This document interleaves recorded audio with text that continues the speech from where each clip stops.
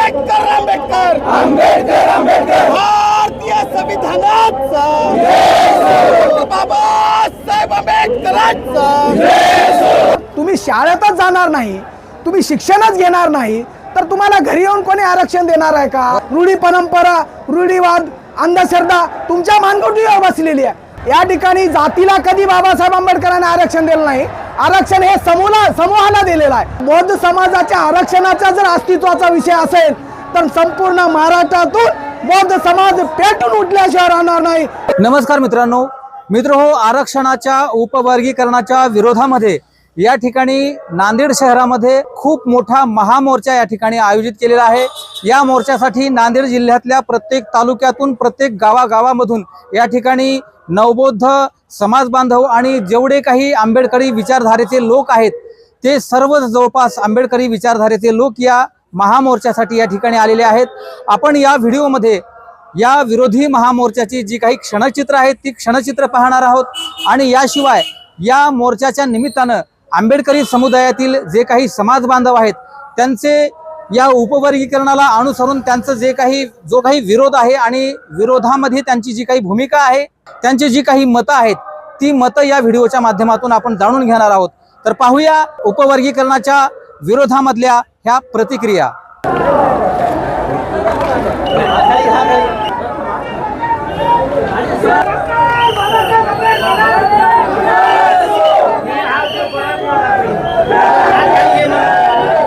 Lohbande sir, सर्व जाती समूहाचा विकास होणे हाच आरक्षणाचा मूळ उद्देश होता आणि त्यामुळे डॉक्टर बाबासाहेब आंबेडकरांनी संविधानामध्ये आरक्षणाची तरतूद केली होती। असं म्हटलं जातं की उपवर्गीकरणाच्या माध्यमातून सर्व जाती समूहाचा विकास होणार आहे। असं असताना सुद्धा तुम्ही मग उपवर्गीकरणाला विरोध करण्याचं कारण काय आहे?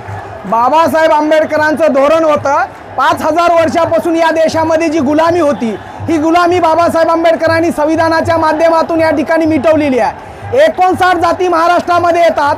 59 जातीला 13% आरक्षण डॉक्टर बाबासाहेब आंबेडकरांनी या संविधानामध्ये या ठिकाणी इन्क्लूड केलेलं आहे। या ठिकाणी जातीला कधी बाबासाहेब आंबेडकरांनी आरक्षण दिलं नाही।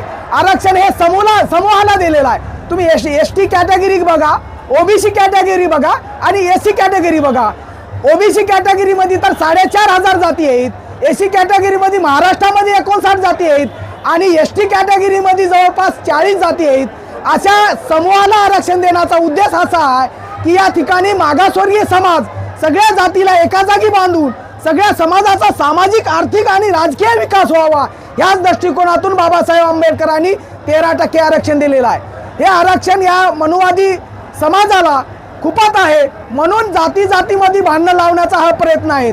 मी या ठिकाणी बाबासाहेब आंबेडकरांचा मूळ जे ढाचे आहे हे ढाच्यात जिवंत राहण्यासाठी या देशातल्या सर्व जाती समाजातले लोक एका जागी येऊन या नांदेड जिल्ह्यामध्ये बहुजन समाजाचा जो महाविराट मोर्चा या ठिकाणी झालेला आहे। या मोर्चामध्ये चांभार समाजाचे लोक, वंजारी समाजाचे, या ठिकाणी धोबी समाजाचे लोक, होलार समाजाचे लोक, या ठिकाणी अनेक 59 जातीचे लोक, मातंग समाजाचे लोक या ठिकाणी या मोर्चाला पाठिंबा देत आहेत।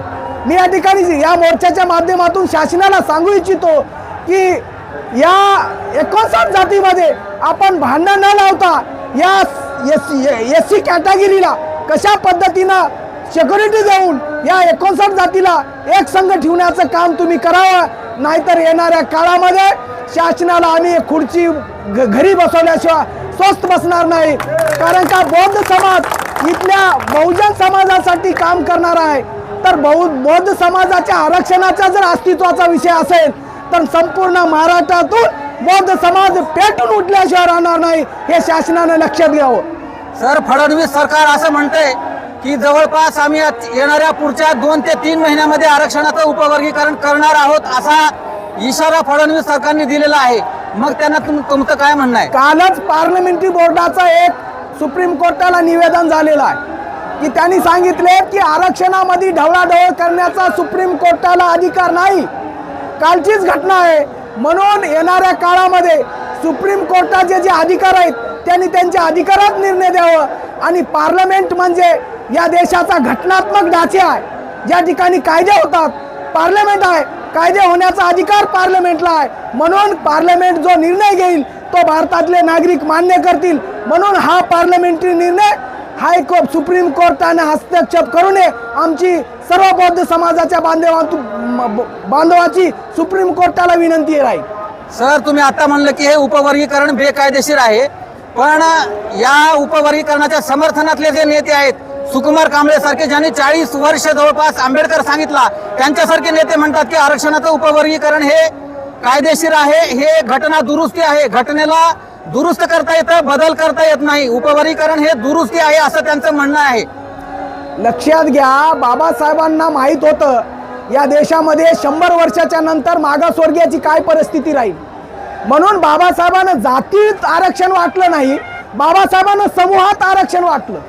आणि समूहात आरक्षण वाटण्याचा एकच उद्देश आहे की जर तुम्ही एक मोठं फुटबॉलचं ग्राउंड आहे आणि फुटबॉलच्या ग्राउंडमध्ये जर तुम्ही एक मॅच लावल्या आणि प्रत्येक प्लेअरला जर जागा वाटून दिली तर ते मॅच होणार आहे का हे लक्षात घ्या. म्हणून आरक्षणाची व्याख्या ही समूहाची आहे. समूहाच्या माध्यमातून जे जे लोक शिकतील, सुशिक्षित होतील, शहाणे होतील, त्या लोकांना त्या आरक्षणाचा लाभ मिळणार आहे. आणि कोणताही आरक्षण तुमच्या घरी येऊन मिळणार नाही. एका उत्कृष्ट विद्यार्थ्यांच्या गुणवत्तेच्या जोरावर त्या आरक्षणाचा लाभ मिळणार आहे येणाऱ्या काळात. सर, तुमच्या म्हणण्याप्रमाणे सर्वांना समान संधी आहे, सर्वांनी स्पर्धा करावी हे ठीक आहे, सर्वांना समान आरक्षण आहे. पण मला एक महत्त्वाचा प्रश्न विचारायचा वाटतो की अशा बाकीच्या बऱ्याचशा जाती आहेत की ज्या अजूनही आरक्षणापासून वंचित आहेत किंवा विकासापासून वंचित आहेत. ज्या 4-5 जाती पुढे गेलेल्या आहेत, नवबौद्ध समाज असेल, मातंगसुदा समाज असेल किंवा मग भंगी समाज असेल, चांभार समाज असेल, या 4-5 जातीचा सामना किंवा त्या जातीला फेस करून मागे राहिलेल्या मागास जाती पुढे जाऊ शकत नाहीत. मग त्या मागास जातींना पुढे येण्यासाठी तुमचं काय उपाययोजना असणार आहे? पहिल्यांदा हे लक्षात घ्या, आरक्षणाची व्याख्या गरीब म्हणजे गरीब निर्मूलन बरोबर आहे, कायदा नाही. बरोबर आहे. आरक्षण या व्यवस्थेमध्ये समान संधी आहे. त्यामुळे लक्षात घ्या, जे कोणी या आरक्षणापासून दूर गेले असतील त्याने आपलं आत्मपरीक्षण करावं की आपण आरक्षणाचा लाभ, तुम्ही शाळेतच जाणार नाही, तुम्ही शिक्षणच घेणार नाही तर तुम्हाला घरी येऊन कोणी आरक्षण देणार आहे का? बरोबर आहे. तर तुम्हाला ह्या व्यवस्थेमध्ये जर आरक्षणाचा लाभ घ्यायचा असेल तर सगळ्यात अगोदर तुमची जी व्यवस्था आहे, तुमच्या मानगुटीवर बसलेली जे अज्ञानी व्यवस्था आहे, तुमच्या मानगुटीवर जे व्यवस्था बसली त्याच्यातून तुम्ही बाहेर या आणि तुमच्या मुलांना शिकवा, मूळ प्रवाहात आणा आणि या आरक्षणाचे लाभ घ्या, तरच तुम्हाला आरक्षण मिळणार आहे. आजही तुमच्या अंगामध्ये येतात, आजही तुमच्या कर्मकांड गेले नाही, आजही तुमच्या मनातल्या मानसिकता पोहोचल्या नाही. रूढी परंपरा, रूढीवाद, अंधश्रद्धा तुमच्या मानगुटीवर बसलेली आहे. आणि ज्या ज्या लोकांना हे फायदे मिळाले नाहीत, या व्यवस्थेचे बळी गेलेले आहेत, तर हे अज्ञानाचं कारण आहे.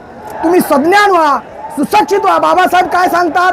शिका, संघटित व्हा, संघर्ष करा. शिक्षण हे वाघिणीचं दूध आहे, जो कोणी पिल ते गुरगुरल्याशिवाय राहणार नाही. तुम्ही ते वाघिणीचं दूध लेकराला पाजवा ना. तुम्ही रूढी परंपरा सोडा, अंधश्रद्धा सोडा आणि बाबासाहेबांचे जे वाक्य बोललेले आहेत त्या वाक्याचं पालन करा आणि तुम्ही शिक्षण घ्या. आणि जोपर्यंत शिक्षण घेणार नाही तोपर्यंत आरक्षणाचा तुम्हाला फायदा होणार नाही. थोडासा सेन्सिटिव्ह प्रश्न मला विचारावा वाटतो.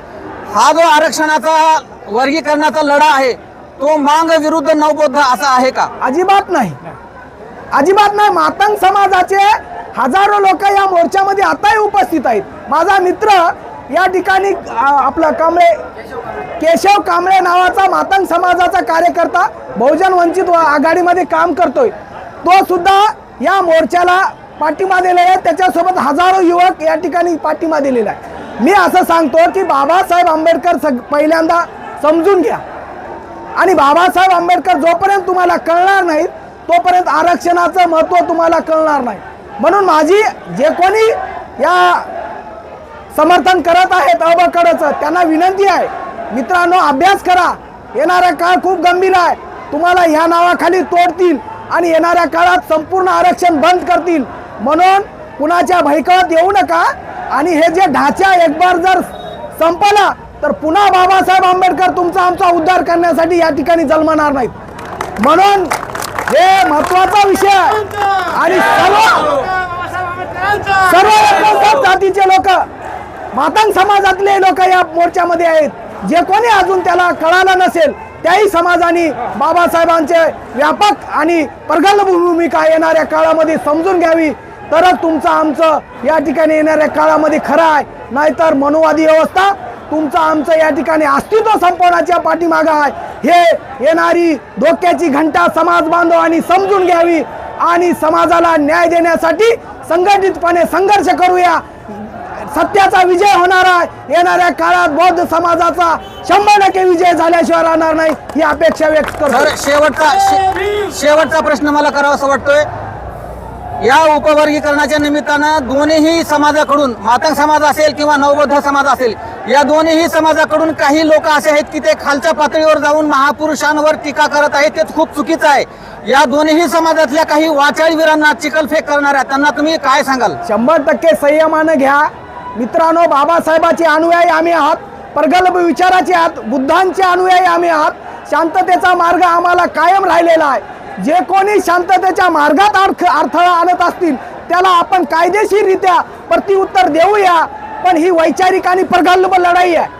बाबासाहेबांना 5000 वर्षाची गुलामी मुक्त करण्यासाठी मोठा संघर्ष करावा लागला. स्वतःचे 5 लेकरं त्यांनी गमावले या समाजाला न्याय देण्यासाठी. आणि केवळ बौद्धासाठी संघर्ष केला नाही बाबासाहेबांनी. या देशातल्या महिलांचा, या देशाच्या शोषितांचा, या देशातल्या गरिबांचा, कामगारांचा, कष्टकऱ्यांचा, शेतकऱ्यांचा हक्कासाठी लढा बाबासाहेबांनी दिलेला आहे. आणि हा लढ्याचा विजय येणाऱ्या काळात 100% होईल अशी अपेक्षा आम्ही या ठिकाणी बौद्ध बांधवाच्या वतीनं व्यक्त करीत आहोत. धन्यवाद. जय भीम. भारतीय संविधानाचा अरे जय जय जय जय जय भीम.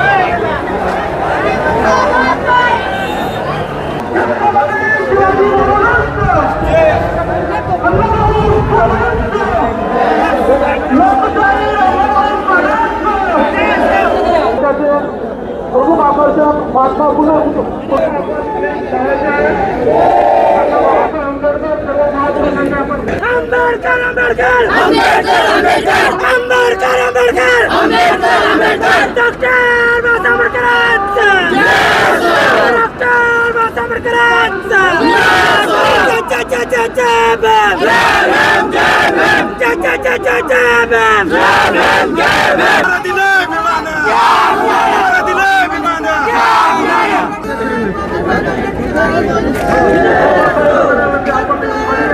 मित्र हो, हा व्हिडिओ जर तुम्हाला आवडला असेल तर या चॅनलला सबस्क्राईब करा. हा व्हिडिओ जर फेसबुक, इंस्टाग्रामवरून पाहत असाल तर पेजला फॉलो करा. याच प्रकारचे वेगवेगळे व्हिडिओ मी या चॅनलवरून घेऊन येत असतो. धन्यवाद.